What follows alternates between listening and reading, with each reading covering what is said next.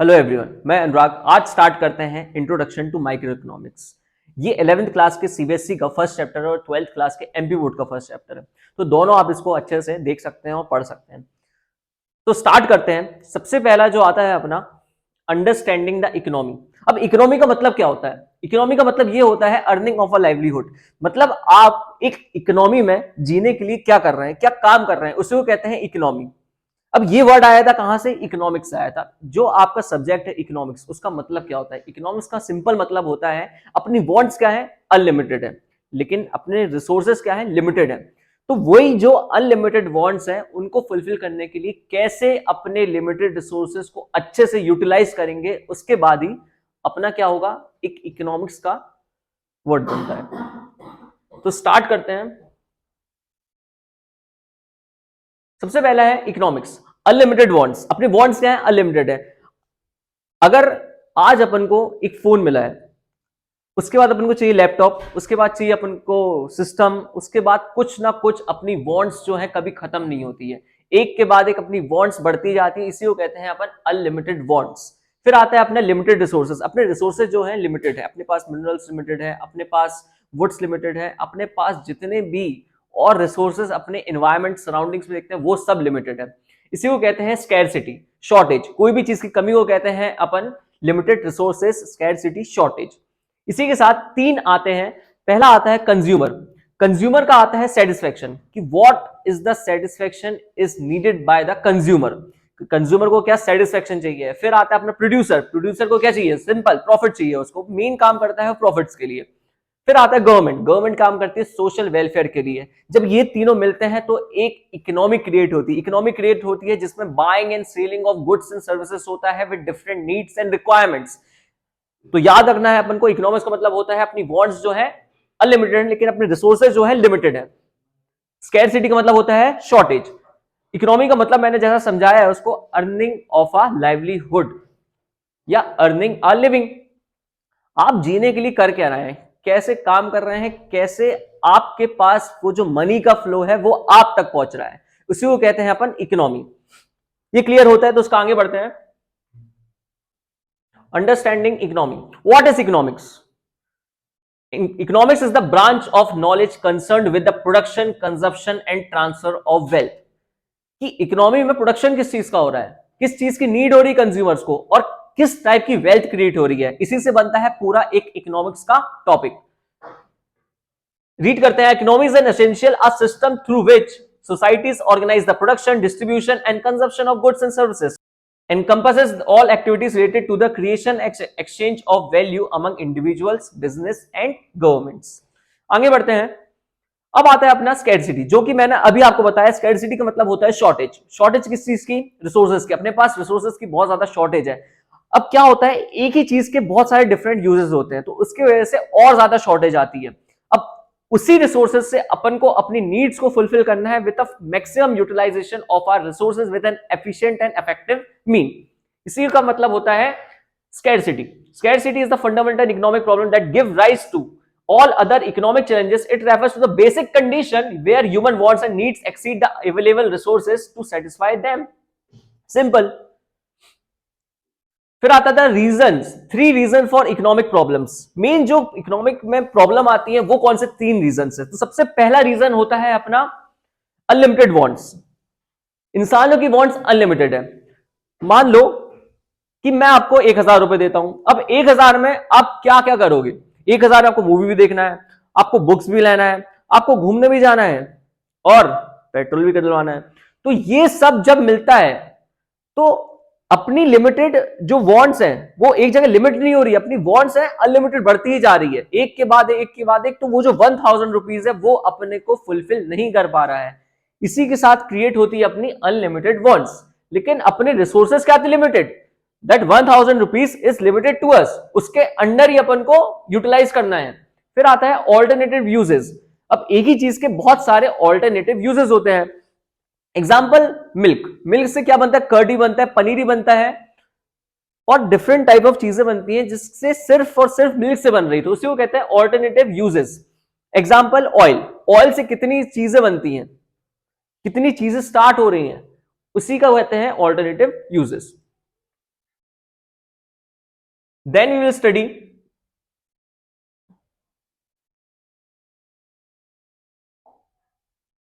Economic activity and non economic activity. Economic activity का मतलब होता है मॉनेटरी टर्म्स में। सिंपल है, अगर आप कोई चीज पैसों के टर्म्स में कर रहे हो तो उसको कहते हैं मॉनेटरी टर्म्स, लेकिन आप अगर कोई चीज as a non monetary terms में करते हो तो उसको कहते हैं नॉन इकोनॉमिक एक्टिविटी। अगर आप किसी टीचर के यहां पढ़ रहे हो और आप उसको फीस पे कर रहे हो तो वो आता है इकोनॉमिक एक्टिविटी में, क्योंकि वहां पे क्या आ रहे हैं, मॉनेटरी टर्म्स आ रहे हैं, रिलेशन आ रहा है मनी के थ्रू में।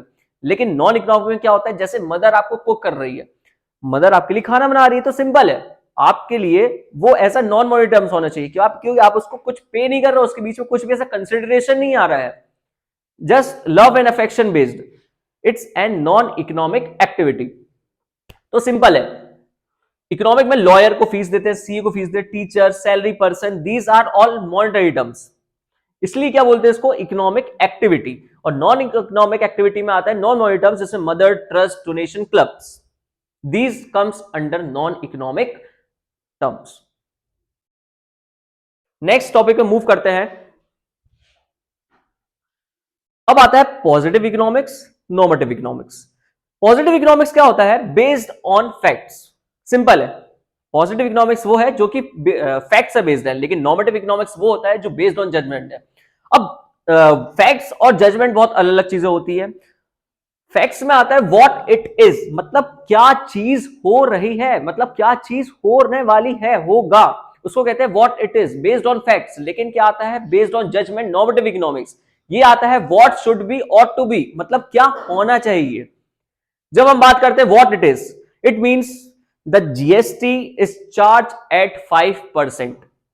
इसका मतलब सिंपल है, I am speaking about facts. जब फैक्ट्स की बात करें तो व्हाट इट इज मतलब पॉजिटिव इकोनॉमिक्स। लेकिन मुझे अगर कहीं पे जज करना है चीजों को, अगर मैं जज करूं the tax should be 5% on this product, that means it is a normative economics. ये नॉर्मेटिव इकोनॉमिक्स के अंदर आता है। तो ट्राई करना है, समझना है कि क्या अपन से क्वेश्चन पूछ रहा है, मतलब जज करने के लिए ट्राई कर रहा है तो नॉर्मेटिव इकोनॉमिक्स, और अगर अपन के लिए फैक्ट्स बता रहे हैं कि क्या फैक्ट्स हैं तो वो आता है अपना पॉजिटिव इकोनॉमिक्स। ये क्लियर है। इसके आगे आता है अपना key features to remember. First point is choice and opportunity cost. Choice and opportunity cost is what you have to choose in against of something else, मतलब किसी और के अगेंस्ट में आपको क्या चूज करना है, उसे वो कहते हैं चॉइस एंड अपॉर्चुनिटी कॉस्ट। अभी आगे और समझाऊंगा मैं अपॉर्चुनिटी कॉस्ट का मतलब क्या होता है।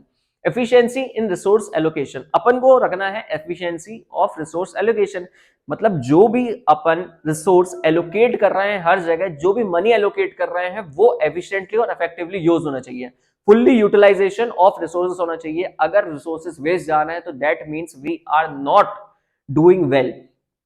इंटरडिपेंडेंस, हर एक इकोनॉमी एक दूसरे के ऊपर डिपेंडेंट है। इकोनॉमी के अंदर क्या बताया मैंने, कंज्यूमर, प्रोड्यूसर और गवर्नमेंट आती है, तो ये तीनों एक दूसरे के ऊपर इंटरडिपेंडेंट होते हैं। कभी कंज्यूमर प्रोड्यूसर के काम आते हैं, कभी प्रोड्यूसर कंज्यूमर के काम आता है, कभी गवर्नमेंट प्रोड्यूसर के काम आती है, कभी कंज्यूमर गवर्नमेंट के लिए काम आता है। तो तीनों एक दूसरे पे इंटरडिपेंडेंट है, अगर एक नहीं होगा तो दूसरा नहीं चलेगा। Simple. Next we will move to positive and normative definitions. Positive economics. This branch describes and explains economic phenomena as they are. It focuses on factual statement that can be tested and verified, addressing what is without value judgment. There is not judgment has been done, but in this the judgment will be take place. This branch deals with ought to be or should be. It incorporates value judgments and opinions, offering policy recommendation based on ethical and social preferences. So this is the difference between positive and normative economics. Then we'll move to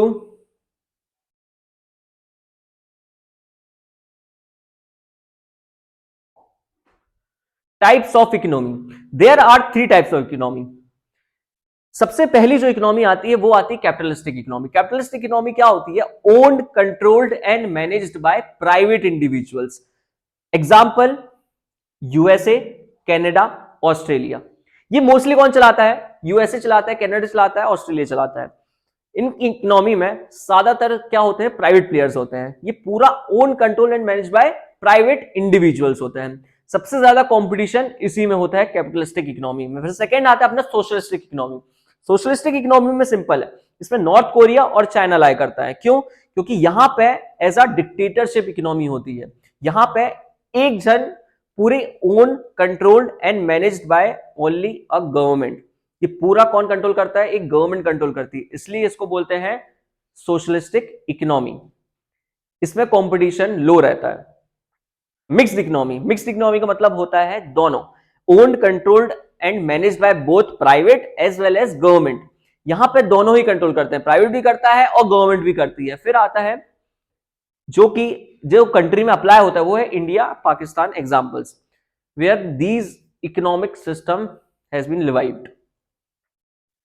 यहां पे competition moderate रहता है, यहां पे high, low, moderate competition. अभी move करते हैं the 3 central problems of an economy. 3 major problem आती है जब भी अपन एक इकोनॉमी में प्रॉब्लम्स की स्टार्टिंग में आते हैं। तो वो होता है अपना what to produce, how to produce, from, for whom to produce. The first problem arises is what to produce. Simple है, अगर आपने एक कंपनी चालू करी है या फिर आपकी इकोनॉमिक स्टार्टिंग फेज में है, तो क्या प्रोडक्शन करें जो कि कंज्यूमर को नीड में हो? तो what to produce, capital goods का प्रोडक्शन करें कि कंज्यूमर गुड्स का प्रोडक्शन करें? Consumer goods for daily needs and capital goods for investment purpose. अब कंज्यूमर गुड्स अगर प्रोड्यूस कर रहे हो तो एग्जांपल है उसके ब्रेड, बटर, मिल्क, वेजिटेबल्स, ये सब क्या है? कंज्यूमर गुड्स है। लेकिन वहीं पे आता है कैपिटल गुड्स। कैपिटल गुड्स क्या होता है? कैपिटल गुड्स वो होता है जैसे machine, plant, equipments, repair parts, ये सब आता है, building, these comes under capital goods. Capital goods are used for further production. तो मेन जो इकोनॉमी की फर्स्ट प्रॉब्लम थी वो क्या थी? व्हाट टू प्रोड्यूस, कि प्रोडक्शन किस चीज का करना है। Second we will come to how to produce, production कैसे करें। हाउ टू प्रोड्यूस, किसके थ्रू प्रोडक्शन करना है? फ्रॉम कैपिटल इंटेंसिव टेक्निक और labour intensive technique. Labour intensive technique का मतलब सिंपल होता है कि अपन जो कि पॉपुलेशन है उनसे काम करवा रहे हैं, अपनी पॉपुलेशन के अकॉर्डिंग, पीपल के अकॉर्डिंग काम करवा रहे हैं, उनसे अपन प्रोडक्शन करवा रहे हैं। लेकिन फिर क्या आता है अपना कैपिटल इंटेंसिव टेक्निक। इसमें होता है सिंपल कि आप मशीन से करवा रहे हो, कुछ भी प्रोडक्शन करना है आप मशीन से करवा रहे हो। तो मोस्टली इंडिया में जिसके अकॉर्डिंग पॉपुलेशन है, इंडिया में मोस्टली होता है लेबर इंटेंसिव टेक्निक, और बाकी यूएसए हो गया जैसे, तो वहां पे होता है कैपिटल इंटेंसिव टेक्निक, क्योंकि वहां पे इतनी पॉपुलेशन नहीं है। क्लियर? अब आता है third, whom to produce, for whom to produce, किसके लिए प्रोडक्शन करें। अब वो डिपेंड करता है according to demograph of the country कि किस टाइप के पॉपुलेशन रह रही है वहां पे। सबसे पहला आता है age, gender, and what type of people are living, what the taste and preferences they are following, rich रहते हैं, पुअर रहते हैं, मिडिल क्लास रहते हैं, उसके अकॉर्डिंग प्रोडक्शन करना पड़ता है। तो इसी के आता है फॉर whom टू प्रोड्यूस, किसके लिए प्रोडक्शन करें। अभी आता है अपना अपॉर्चुनिटी कॉस्ट। अपॉर्चुनिटी कॉस्ट का मतलब सिंपल है, अपॉर्चुनिटी कॉस्ट का मतलब होता है the next best alternative for कौन। अपन ने एक डिसीजन लिया, एग्जाम्पल, अब एक लड़का है वो कहीं पे जॉब कर रहा है, उसकी सैलरी है वहां पे 60,000, लेकिन वो सोच रहा है एक नया बिजनेस चालू करने का। वो एक नया बिजनेस चालू करता है जहां पे वो उसको 1 लाख पर मंथ मिल रहा है उसके प्रॉफिट से। तो वो जो 60,000 की जॉब छोड़ के वो 1 लाख के बिजनेस को ज्वाइन कर रहा है, जहां पे वो बिजनेस करके 1 लाख रुपीस कमा रहा है मंथली। तो वो जो उसने लीव करी है जॉब को, 60,000 जो अमाउंट उसने लीव करा है, उसको कहते हैं अपन opportunity cost. The next best alternative forgone, जो अपन ने सैलरी को फॉरगॉन कर दी है, but the next best alternative we have choosed, इसे वो कहते हैं अपन opportunity cost. Every economic decision involves a trade-off. Opportunity cost is the value of next best alternative that you did not choose when making a decision. वो जो cost अपन ने leave करी है उसी को कहते हैं अपन अपॉर्चुनिटी कॉस्ट। अगर ये चीज नहीं करते तो ये चीज 60,000 अपन को मिलता, लेकिन अभी अपन स्विच हो गए किसमें? 1 लाख पे। इसी से बनता है अपॉर्चुनिटी कॉस्ट। ये बहुत सारी ऑर्गेनाइजेशन यूज करती है practically, in every organisation it has been used opportunity cost.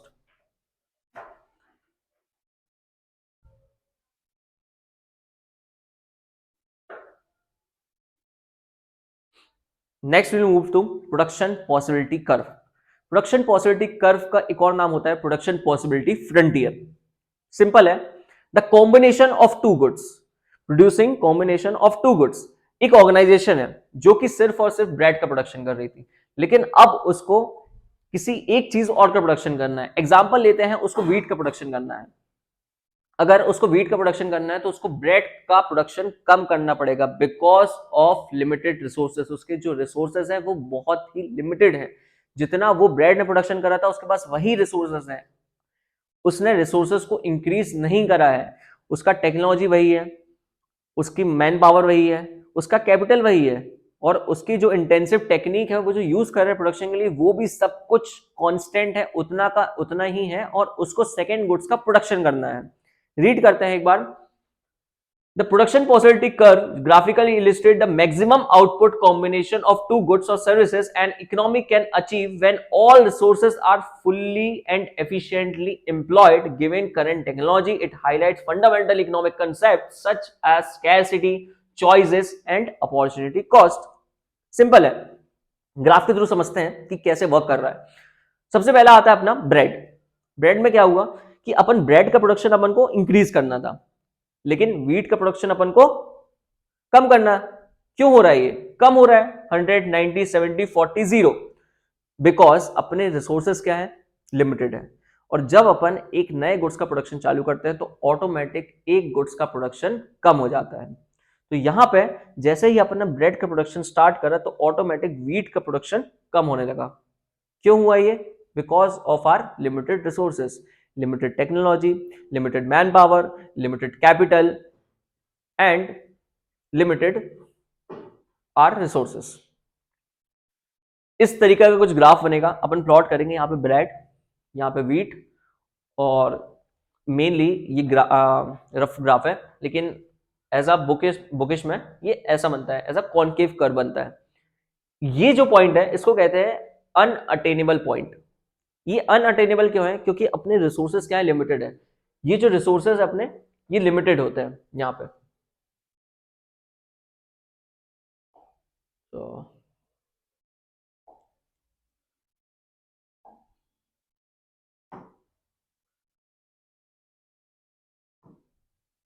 ये जो पॉइंट है,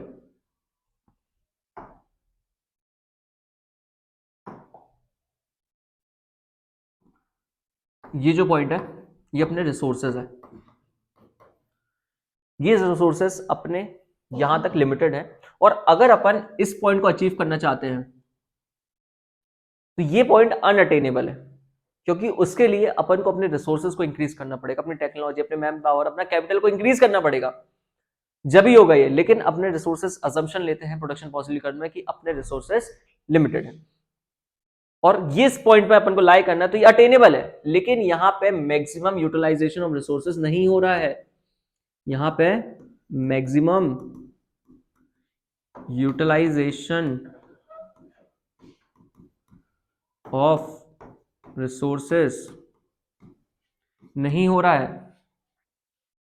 लेकिन इस पॉइंट में क्या हो रहा है? ये जो पॉइंट क्या है, यहां पे मैक्सिमम यूटिलाइजेशन ऑफ रिसोर्सेज हो रहा है, इसलिए ये कहलाता है अटेनेबल पॉइंट और ये कहलाता है अनअटेनेबल पॉइंट। और ये जो पीपीसी का कर्व है ये बनता है कॉनकेव कर्व। और याद रखना अजम्पशंस में क्या लिखना है आपको कि अपने रिसोर्सेज क्या है? लिमिटेड है, अपनी टेक्नोलॉजी लिमिटेड है, अपने कैपिटल लिमिटेड है, और अपना मैन पावर लिमिटेड है। उसी के अकॉर्डिंग अपन को दो गुड्स का प्रोडक्शन करना है। जब एक गुड्स का प्रोडक्शन अपन बढ़ाते हैं तो ऑटोमेटिक दूसरे गुड्स का प्रोडक्शन कम हो जाता है। यही था production possibility curve.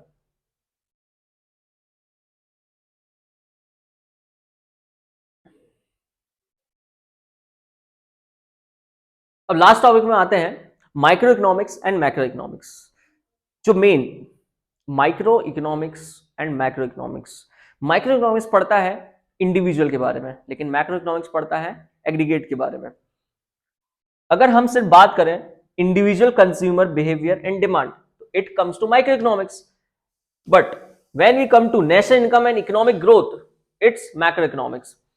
Microeconomics focuses on the behavior of individual economic units, consumer firms, and specific market. Examines these entities make decisions regarding resource allocation, pricing. इसका मतलब सिंपल है, माइक्रो इकोनॉमिक्स फोकस करता है इंडिविजुअल यूनिट्स में, लेकिन macro economics focus करता है aggregate units में। एग्जांपल लेते हैं, टेलीकम्युनिकेशन इंडस्ट्री है, टेलीकम्युनिकेशन इंडस्ट्री में कौन कौन आता है, वीआई आती है, बीएसएनएल आता है, एयरटेल आता है, जियो आता है। अगर गवर्नमेंट बोले कि हम टेलीकम्युनिकेशन इंडस्ट्री में एक्स्ट्रा टैक्स चार्ज करेंगे, that means all the telecommunication industries has been affected. तो किस में आएगा ये, मैक्रो इकोनॉमिक्स में आएगा। क्यों, क्योंकि उसमें सारी टेलीकम्युनिकेशन इंडस्ट्री है, जो भी 4 कंपनीज है वो सारी अफेक्ट हो रही है, इसलिए उसको कहते हैं as a aggregate macroeconomics. लेकिन अगर सिर्फ और सिर्फ गवर्नमेंट बोले कि हम कोई एक कंपनी में चार्ज करेंगे, एग्जांपल जियो, तो that means it's a micro economics. क्योंकि जब अपन इंडिविजुअल की बात करते हैं तो उसको कहता है माइक्रो इकोनॉमिक्स। अब माइक्रो इकोनॉमिक्स में आता है प्राइस थ्योरी, माइक्रो इकोनॉमिक्स में क्या आता है, प्राइस थ्योरी, और मैक्रो इकोनॉमिक्स में आता है national income, unemployment, index number, these are all comes to macro economics.